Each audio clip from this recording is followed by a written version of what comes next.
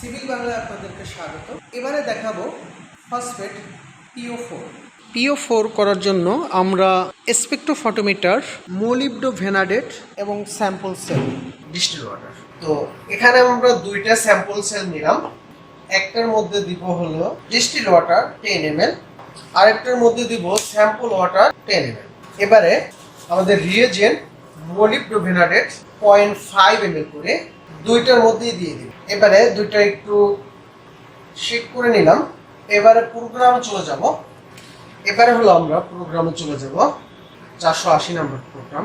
এবারে এটা reaction time হলো 7 মিনিট। 7 মিনিট পরে আমরা রেডি নিব। ওকে, দেখেন আমাদের টাইম 7 মিনিট শেষ পর্যায়ে।